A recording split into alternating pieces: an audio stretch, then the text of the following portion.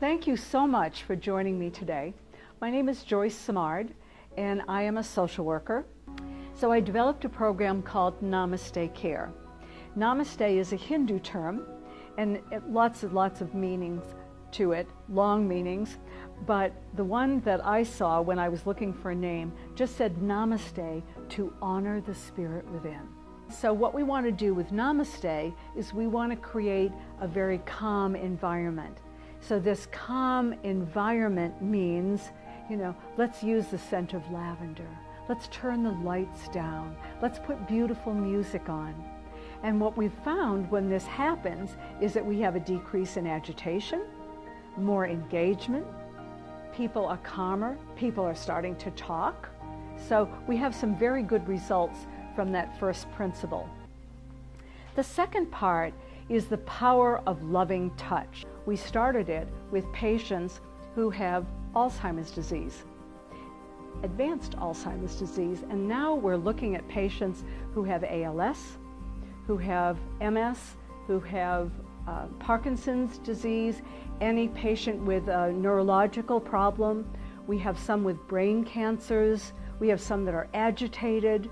So we've taken this program in seasons, as we have done in care homes, and taken it way out of the box, definitely out of the box. And this is a great example. All right, I'd like you to meet Mary. And Mary was a resident in Bennington, Vermont, and I'd been there very often to do the club, so I knew Mary. Mary sat in front of the nurse's station every day and said, "Help me, help me." I wonder if you've ever worked with a Mary. And then you'd go over and say, "How can I help you?" And she'd say, "Help me." Oh, and Mary didn't like to be touched. So she started the day, or they started the day, with all the nursing assistants going to the nurse's station and say, "Who gets her today?" So they brought Mary into the Namaste room. Now you've got a picture, just began, and I'm feeling pretty smug about this. So we've got, 15 residents in the room, and we've got the scent of lavender, and we've got the beautiful music, and the room is decorated beautifully, and Ed brings Mary in. And I'm thinking, help me. Look what happened. By the end of the month, Mary never yelled, "Help me" again. And more than that, she allowed people to touch her. And what we found is there's a trickle-down effect in Namaste. So you've got a resident that's resisting care, but you've come in and you've been doing Namaste 2 hours in the morning, 2 hours in the afternoon, and she's used to being touched. And now she's going back to her room, and the aide is getting her ready for her bath, and she's not resisting care anymore. So that's one of the huge benefits of this loving touch approach to care. I'm putting Namaste carts in all of the inpatient units, and I want them to look like something that you'd have perhaps in your own kitchen, and all the supplies are on it. And so here was a woman who had terminal cancer, and we brought Namaste to her bedside. And in the afternoon, maybe we'll do the feet. He was doing facials, and we do shaving the old-fashioned way. So instead of just going up and zzz, what you're doing is just, maybe showing this gentleman that a little bit of Old Spice, letting him smell it, putting a warm, moist towel on his face, using shaving cream, aftershave lotion, and look at him. Quality of life for this particular gentleman that had always fought someone shaving him with an electric razor. We're just kind of look through a typical visit by a nursing assistant. So one of the first things you want to do when you check in, follow their procedure, is you want to go to the nurse. I'm from Seasons Hospice, and you want to have the bag with you. So if somebody would bring over the hospice bag, the Namaste bag, I'd appreciate it. Because what we've been doing in the community, thank you, is saying that we are doing Namaste care. And so when you go in, thank you. So when you go into a community, you're a walking advertisement, a beautiful walking advertisement.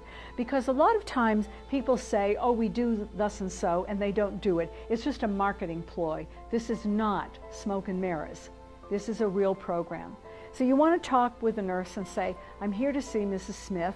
Has anything significantly changed since my last visit? And you might also say, I'm doing Namaste today. I don't know if you've ever seen how we give a Namaste bed bath, but if you'd like to come in, by all means, you're very welcome. But more significant than that, you want to talk to the nursing assistant, right? That person really knows your patient. And this particular day, hi, nice to see you again. I understand that Mrs. Smith is been assigned to you today, and I'm here to do a bed bath. And the aide said, she said she had a bad night, and we ended up having to give her a shower this morning. But her hair is a mess.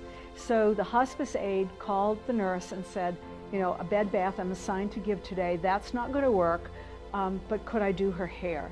So that was a change approved by nursing and made a difference, certainly to this nursing assistant as well as to the resident or your patient. So again, you want to knock at the door, announce that you're here, and greet them in a very special way. So remember, in the program in a care home, good morning, Mrs. Smith. I'm so happy you're here. Dr. Volitzer, I'm going to shake his hand. So the same thing when you're walking in to a patient's room. Find something very special way of greeting them. And a kiss always works, almost always works.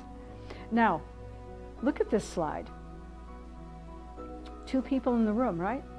So when you go in, you want to go to the roommate and you want to say, I'm here to see Mrs. Smith. Would you mind if I turned off the television? I'm going to be spending some time with her this morning. So it's just a kind of a polite thing to do. And then, of course, we have the tag. Do we have the tag out here? And this is an old picture. I apologize for it. I don't have a new one. And here we go. So this is what we're going to do. We're going to put this on the door. And all this does is say that you're doing Namaste in the room, and so you don't want housekeeping to come in with a vacuum cleaner. That really somehow doesn't make the environment as calm and loving as you want. So it doesn't say don't come in the room. It just says come in gently. And then you want to make sure that you create that environment. So we're turning the lights off, pulling the shades down, turning the TV off, we're putting music on, and we want to make sure that you have a way to play music. Many of the hospice aides now are using their cell phones. Some are not able to do that, and so if you're not able to do that, please let your supervisor know, and we'll go ahead and get you a CD player. And the music therapists are wonderful at making sure that we have the appropriate music. Calming music. Maybe you've discovered that one of your patients was a singer in the big band, and so you're going to play some big band. One is very religious, and so you're going to play hymns for that particular person. Your music therapist will be very happy to help you with that. And now we've got the lavender linen spray, and again, you want to put it under their nose. How does that smell? And we're also going to do some different scents. So, when it's cold, we might use cinnamon. In the spring, we might use lilac. We might use roses for the summer. So, mix it up a little bit depending on what you think is appropriate for your patient at that time of the year. And we're going to give them something to drink. So stop at the nurse's station or tell the family you want to give them some juice. Again, making sure that they have no swallowing problems. And we say don't wear gloves. But I say we hired you because you have a brain and a heart. Use them both.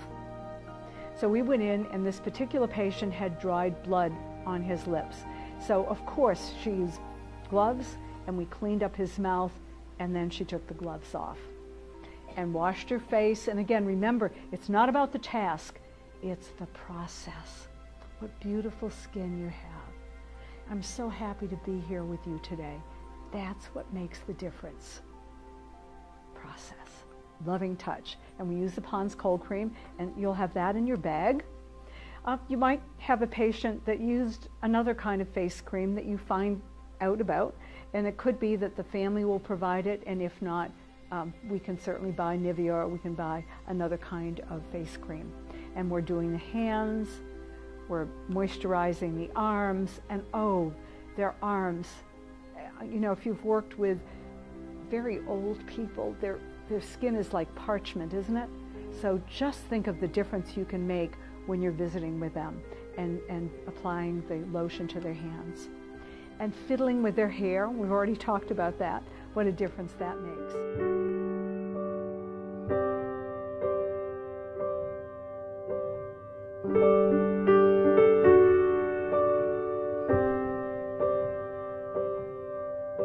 Hello, who is there?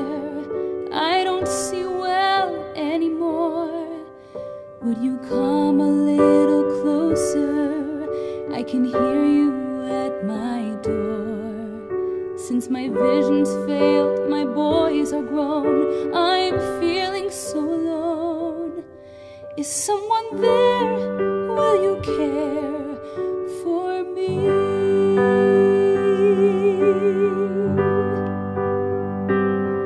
Will you care for me? I can't make it on my own. Will you feed and shelter me? Now I've made this place my home. And it is not my fault that I keep living on and on. But till I'm gone, will you care for me? I know that you are busy, you've got a lot to do, and I hate to be a nuisance, I just hate to bother you.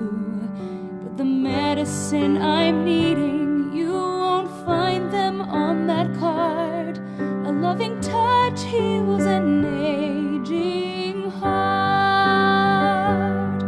Will you care for me? I can't make it on my own. Will you stop and talk to me? Now I've made this place my home.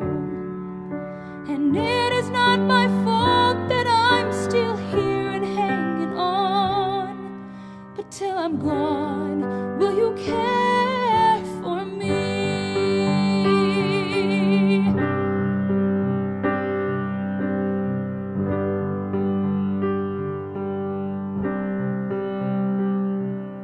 I can hear your footsteps coming, and it's a comfort, my dear, just to know I'm not forgotten and that you are very near. Your voice wears a smile, though I can't see it with these eyes. I know it's there, and I know you care. Will you care for me? I can't make it on my own. Will you feed and shelter me? Now I've made this place my home. And it is not my fault the Lord has left me here so long. But till I'm gone, will you care?